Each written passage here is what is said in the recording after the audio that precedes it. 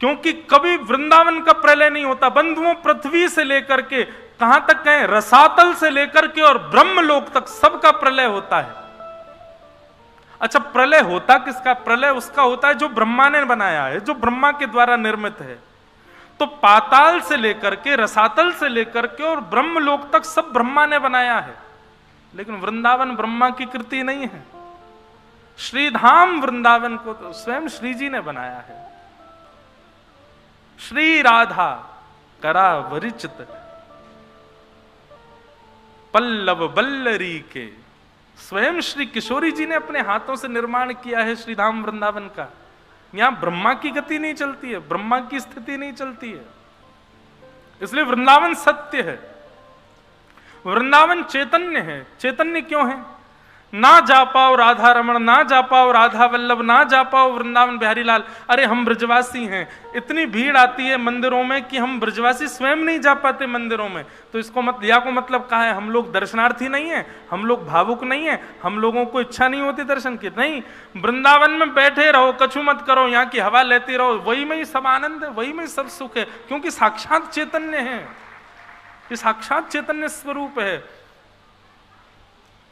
अच्छा, एक बात और कहूं, वृंदावन में राधा रमण जी केवल आपको गोपीनाथ बाजार में ही दिख रहे हैं, बिहारी जी केवल किशोरपुरा में ही दिख रहे हैं, राधा वल्लभ जी केवल सघन कुंज यमुना तट पर ही दिख रहे हैं। तो ये आपका बहुत बड़ा दुर्भाग्य है।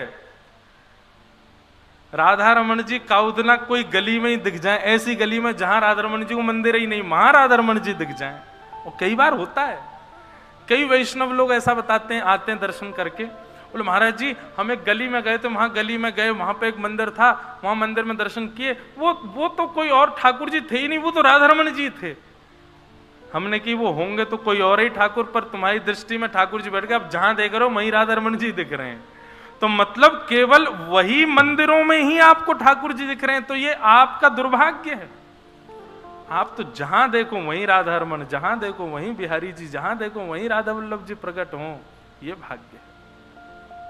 तो सत्य है वृंदावन, चैतन्य है वृंदावन, और आनंद है वृंदावन। आनंदाम बुद्धिवर्धनम प्रतिपदम। इतनी भीड़ बढ़ गई वृंदावन में, लेकिन आनंद फिर भी कम नहीं हो रहा। जब एकांत वृंदावन होता था, इतनी भीड़ नहीं थी, 4-5 रसिक जन ही घूमते रहते थे, उस समय का वृंदावन भी खूब सुख देता था। आज इतनी भीड़ बढ़ गई है, लेकिन आज भी सुख देता, आज भी आनंद देता है वृंदावन। यहां का आनंद कभी कम नहीं होता। तो सच्चिदानंद वृंदावन भी है। आनंदाम बुद्धिवर्धनम प्रतिपदम। तो सच्चिदानंद रूपाय, भगवान के 3 रूप हैं। विश्वोत्पत्त्यादि हेतवे, विश्व की उत्पत्ति करना, पालन करना और संहार करना, ये भगवान के 3 काम हैं। तापत्रय विनाशाय, 3 प्रकार के तापों का जो उपशमन कर देते हैं, आदि दैविक, आदि भौतिक और आध्यात्मिक। श्री कृष्णाय वयम नमः, ऐसे श्री कृष्ण को हम बारंबार प्रणाम करते हैं। एक विषय बंधुओं आपके बीच कहना है, तापत्रय विनाशाय। 3 प्रकार के ताप होते हैं। ताप का मतलब होता है कष्ट। 3 ही प्रकार होते हैं कष्ट के। उन 3 प्रकारों में सेक्शंस बहुत सारे होते हैं, पर 3 ही प्रकार के कष्ट हम मानवों के जीवन में आते हैं, आदि दैविक, आदि भौतिक और आध्यात्मिक। या तो आप स्वास्थ्य से पीड़ित हो, अपने आप से ही दुखी हो, अपने स्वास्थ्य से, अपने व्यवहार से, अपनी बुद्धि से, अपनी मानसिकता से, या फिर किसी अन्य के द्वारा आपको कष्ट दिया जाता है, और तीसरा कष्ट का कारण होता है दैविक दुख, जो देवताओं के द्वारा आपको दिया गया है। ये 3 ही दुख के कारण होते हैं, चौथा कोई कारण नहीं होता। पर कृष्णाश्रित लोगों के, वृंदावन आश्रित लोगों के, श्रीजी आश्रित लोगों के जीवन में कष्ट कम हो जाते हैं, ऐसा नहीं है। कई लोग आध्यात्मिक पथ, भक्ति पथ इसलिए स्वीकार करना चाहते हैं कि इस पथ पर चलने से हमारे दुख दारिद्र कम हो जाएंगे। एक बात कहूं, स्पष्ट कहूं, कोई लाग लपेट ना करके कहूं, कम नहीं होते। जो इस भाव से आए हैं आध्यात्मिक पथ पर कि हमारे कष्ट कम हो, उनके कष्ट कम नहीं होते, कुछ दिन के लिए टल जाते, बाद में आएंगे, भोगना तो पड़ेगा। लेकिन जो भक्ति पथ पर इस भाव से नहीं आए कि हमारे कष्ट कम हो, बस शामा शाम की प्राप्ति होनी चाहिए, इस भाव से जो इस भक्ति के पथ का अनुगामन करते हैं, उनके जीवन में जितना जल्दी हो सके उतनी जल्दी कष्ट आ जाते हैं। ठाकुर जी भगवा लेते हैं, जल्दी जल्दी निवृत्त हो लो।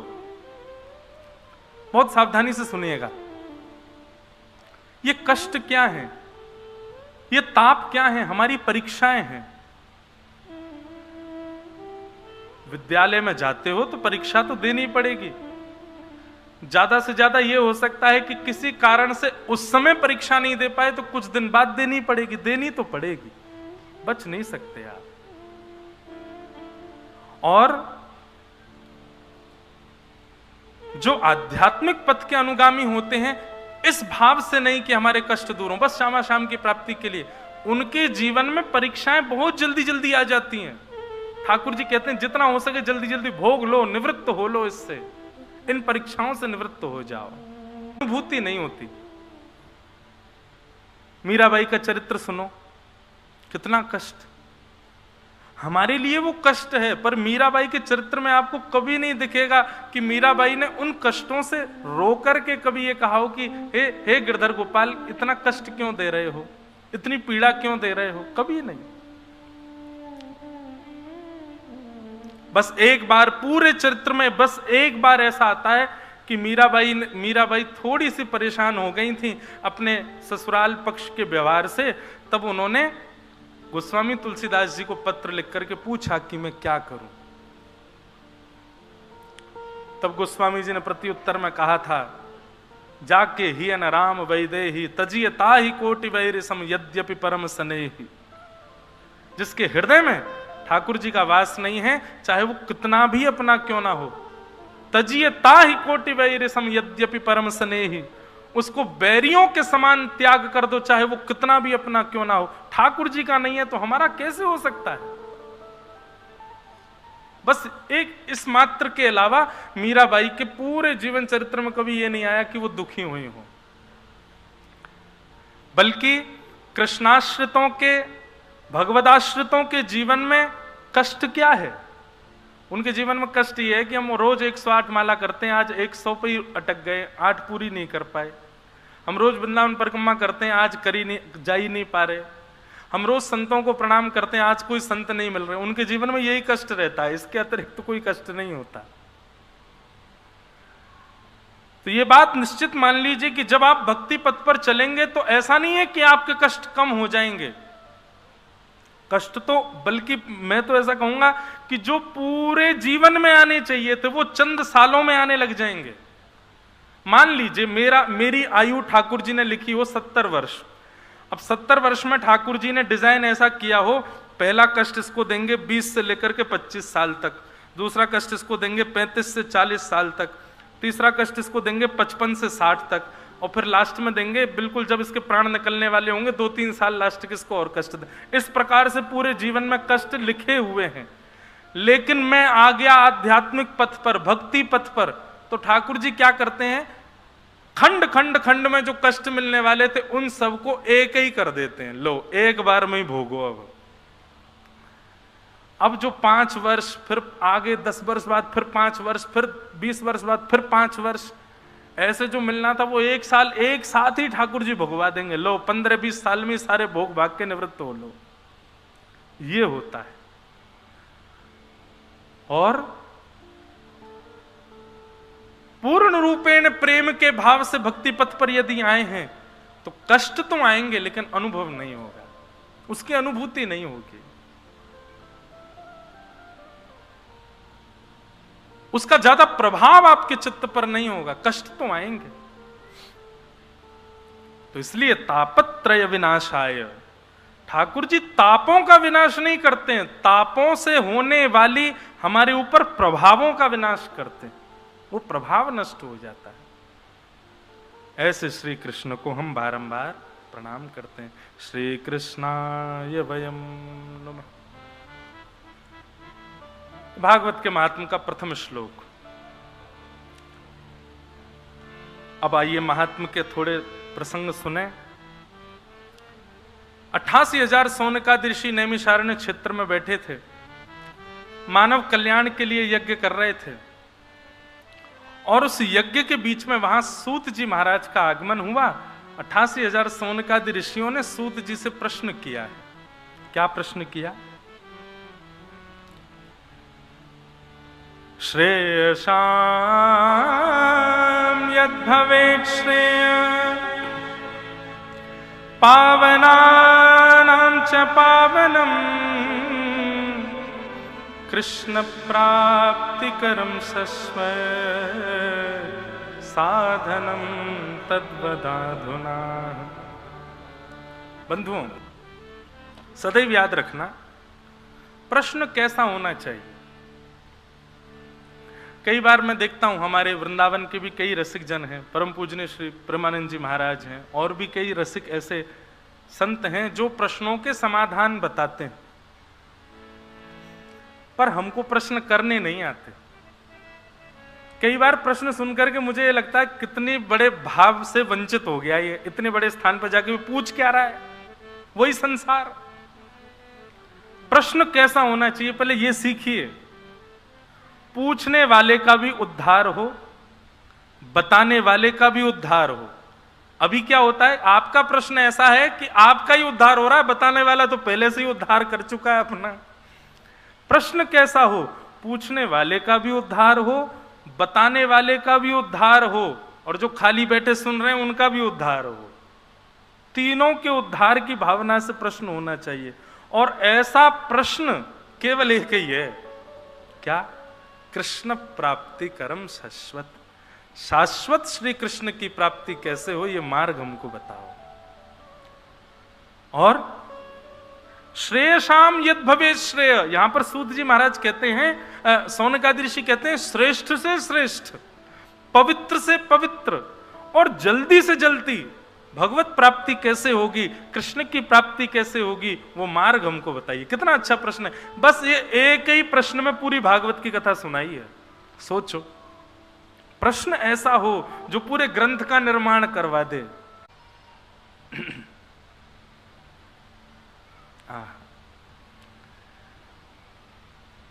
सौनकादि ऋषि कह रहे हैं सूत जी महाराज से, भगवान श्रेष्ठ से श्रेष्ठ, पवित्र से पवित्र, जल्दी से जल्दी भगवत प्राप्ति का साधन क्या है, कृपा करके हमको बताइए।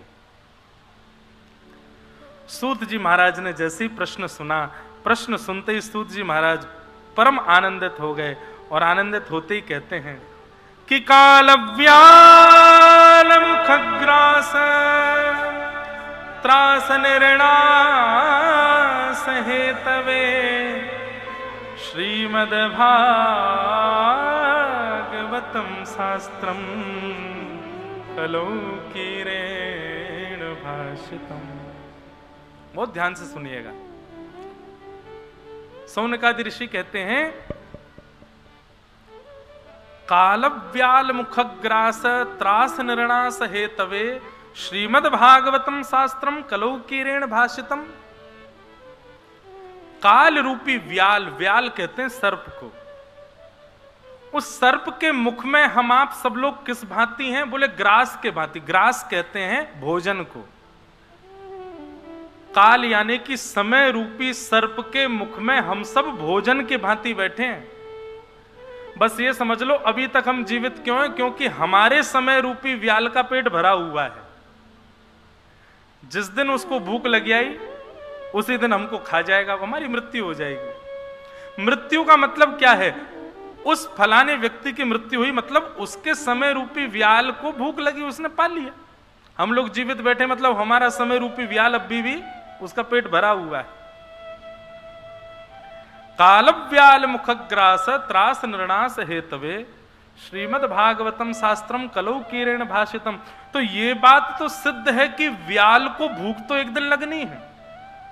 बहुत सावधानी से सुनिएगा, सावधानी हटी तो दुर्घटना घट जाएगी। यहाँ पे ये बहुत बढ़िया प्रसंग चल रहे हैं, ये अगर निकल गए ना कान से कहीं और तो फिर बहुत बड़े भाव से वंचित रहोगे, इसलिए सावधानी से सुनो।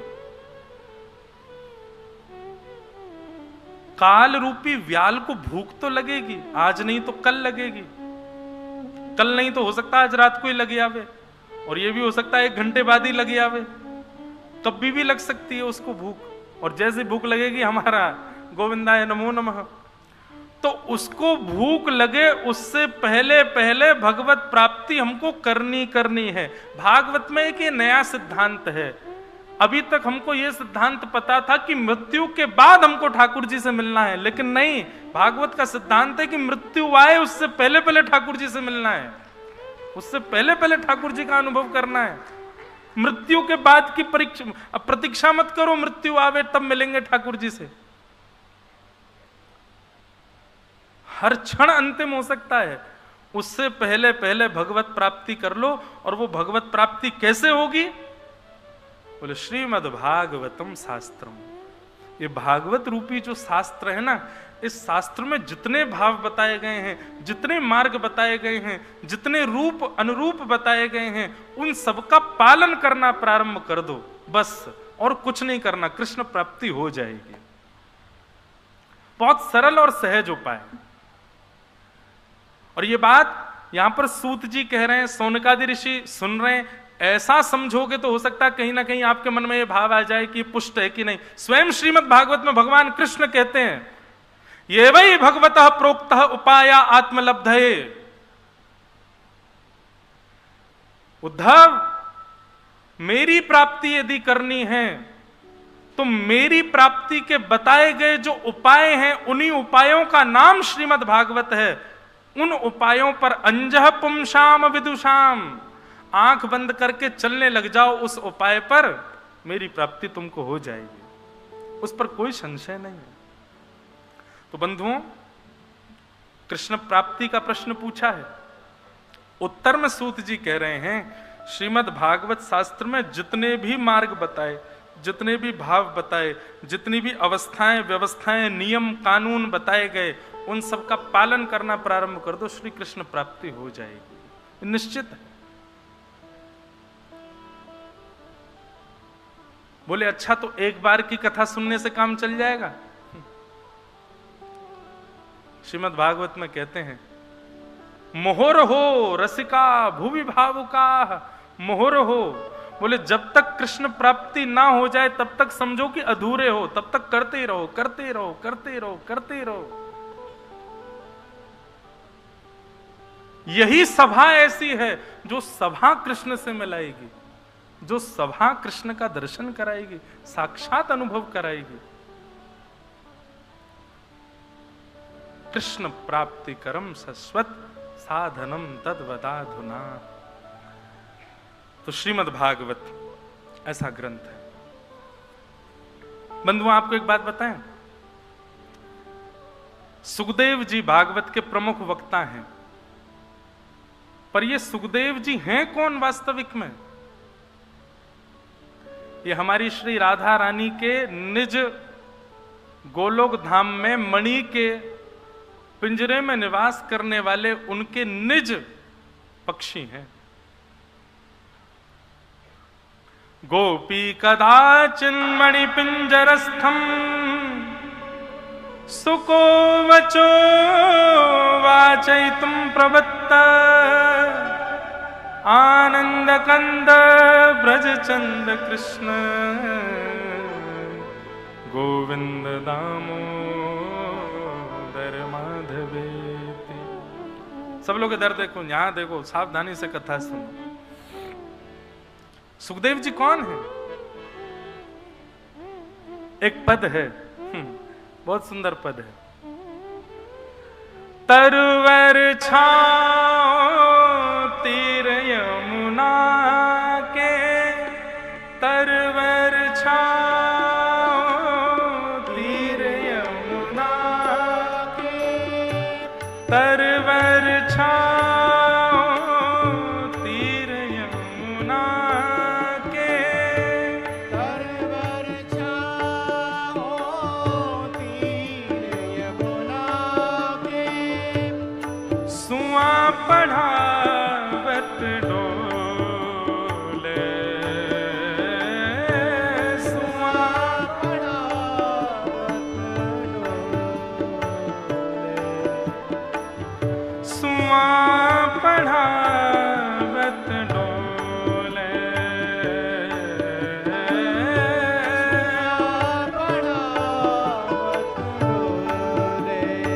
भाग। तरुवर छांव तीर यमुना के सुआ पढ़ावत डोले। तरुवर छांव मतलब वृक्ष सघन कुंज हैं, यमुना जी का तट है और श्री जी हमारी किशोरी जी अपने हाथ को ऐसे मुद्रा बना करके यहाँ पर तोता को कहते सुआ, तोता को बिठा करके पढ़ावत डोले, पढ़ाती हुई घूमती हैं यमुना के तट पर। उस तोते को पढ़ाती हैं। क्या पढ़ाती हैं? श्री कृष्ण गोविंद हरे मुरारे, श्री कृष्ण गोविंद हरे मुरारे, हे नाथ नारायण वासुदेव, हे नाथ नारायण वासुदेव। तरवर छांव तीर यमुना के, तरवर छांव तीर यमुना के, सुआ पढ़ावत डोले श्यामा जू, सुआ पढ़ावत डोले। तरवर छांव तीर यमुना के, तरवर छांव तीर यमुना के। रूप राशि यह कुंवर किशोरी, रूप राशि यह कुंवर किशोरी। ये देखो, एक पद सुनने की एक विधा बताऊं। जब भी पद गाए जाएं नेत्र बंद करो और नेत्र बंद करके जो शब्द गाए जा रहे हैं उन शब्दों से चित्र बनाओ। अब चित्र कैसा है? कल कल नाद करती यमुना जी बह रही हैं, सुंदर यमुना जी का पुलिन है, सुंदर वृक्ष यमुना जी की तरफ झुके हुए हैं, बढ़िया छांव हो रखी है और उस छांव में हमारी श्यामा जी अपनी भुजा के ऊपर तोता को बैठा करके सुंदर किशोरी जी श्याम सुंदरा हमारी श्यामा जी भ्रमण कर रही हैं। किशोरी जी उस तोते को पढ़ाती हुई घूम रही हैं। रूप राशि यह कुंवर किशोरी, रूप राशि यह कुंवर किशोरी। क्या कर रही हैं? मोहन हंस हंस बोले श्यामा जो, मोहन हंस हंस बोले श्यामा जो।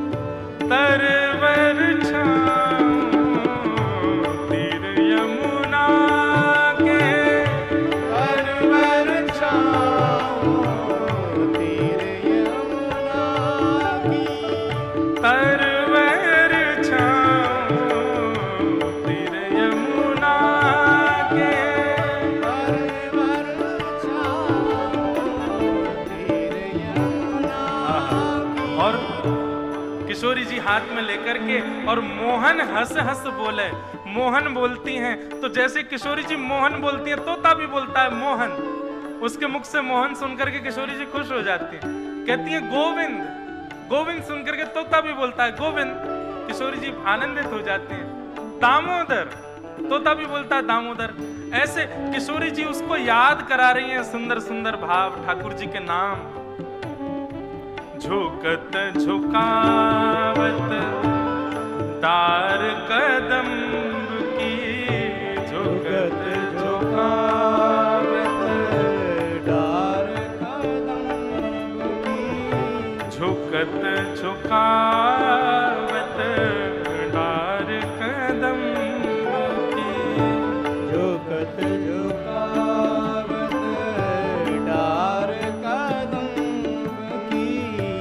वेणी पे अलकरनी डोले, वेणी पे अलकरनी डोले, वेणी पे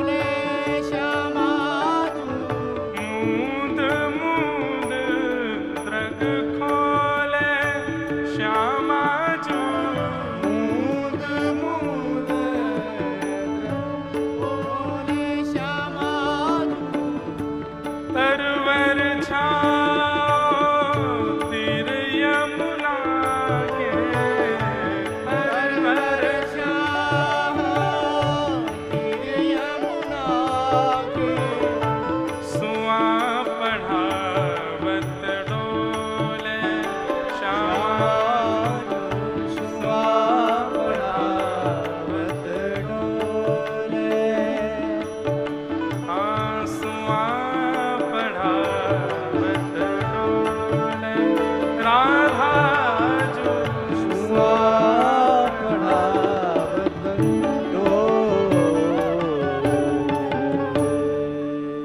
तरवर छांव तीर यमुना के सुआ पढ़ावत डोले। हमारी व्यासपीठ के बगल में दिख रहे हैं आपको सुखदेव जी, ये विराज रहे भागवत जी के बगल में। ये भागवत के मूल वक्ता हैं। ये भागवत के मूल वक्ता भी हमारी श्री जी के द्वारा ही भेजे गए हैं पृथ्वी पर। यदि कोई ब्रजरस उपासक ये सोचे कि भागवत का आश्रय उसको नहीं लेना है, तो समझ जाना श्री जी स्वीकार नहीं करेंगी। क्योंकि सुखदेव जी को भी तभी श्री जी ने भेजा कि पहले जाओ ठाकुर जी के यश का गुणगान गाओ, सुनकर के आओ, तब हमारी सेवा प्राप्त होगी। इसलिए भागवत को एक बार सुनकर के आप तृप्त हो जाओ और सोचो हमने तो सुन ली, नहीं, मोहर हो, सुनते रहो। जब तक कथा सुनते सुनते सुनते सुनते सुनते ऐसी स्थिति ना हो जाए कि कथा सुनने के बाद जित देखूं उतित कहीं ना कहीं श्याम सुंदर का कोई अनुभव होने लग जाए, तब तक सुनते ही रहो। क्या होगा जब आप निरंतर कथा सुनोगे तो पहले ठाकुर जी जब मिलने का मन बनाएंगे स्वप्न में दिखने लगेंगे, दिखते दिखते दिखते फिर स्वप्न के ठाकुर जी अनुभव कराने लगेंगे, वायु के रूप में, प्रकाश के रूप में, कहीं ओझल से ऐसे कहीं ना कहीं अनुभव होगा कि श्याम सुंदर हैं। और जिस दिन कृपा होगी, आहा, उस दिन प्रकट हो जाएंगे। तीसरा भाव, पहले स्वप्न, फिर अनुभव, फिर प्रकट होगा वो भागवत से। आप कितना भी अन्योन्याश्रय कर लीजिए, कितना भी अन्य स्थानों किन्ने अन्य भावों में चले जाओ, भागवत का आश्रय पकड़ करके नहीं रखोगे, श्यामा श्याम के मिलन में कहीं ना कहीं बाधा रहेगी। इसलिए निरंतर कथा सुनो। ये तो एक नियम। मुझसे कोई लोग बोलते महाराज जी क्या नियम कुछ बताओ। हमने कि एक, बाकी सारे नियम सहज हैं, एक नियम बना लो। क्या 20 मिनट, 15 मिनट, आधा घंटा, जितना हो सके इतना ही कम समय से, 20 मिनट से कम नहीं, कम से कम 20 मिनट रोज सत्संग सुनो, कथा सुनो, और भागवत सुनो तो और अच्छा है।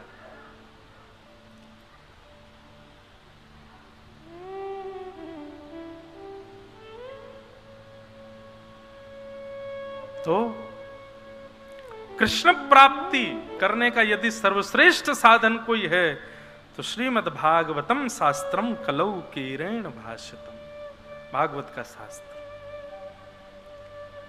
एक बात कहें बंधुओं, भागवत शास्त्र श्रवण करना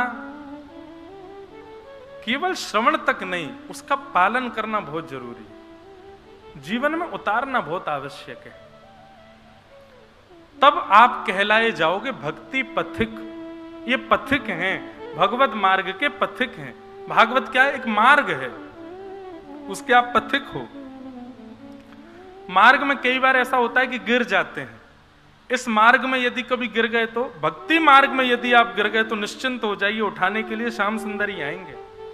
अन्य किसी मार्ग पर गिरोगे उठाने के लिए कोई और आएगा, लेकिन इस मार्ग में यदि गिरे भी तो उठाने के लिए श्याम सुंदर ही आएंगे। निश्चिंत हो जाओ। एक बार भी यदि भक्ति पथिक हो गए हो, भक्ति के पथ के अनुगामी हो गए हो, तो निश्चिंत हो जाओ। चलते रहोगे तो श्यामा श्याम मिल जाएंगे, गिर जाएंगे तो भी उठावे श्यामा श्याम ही आमेंगे, मिलेंगे वो जरूर, ये निश्चित है।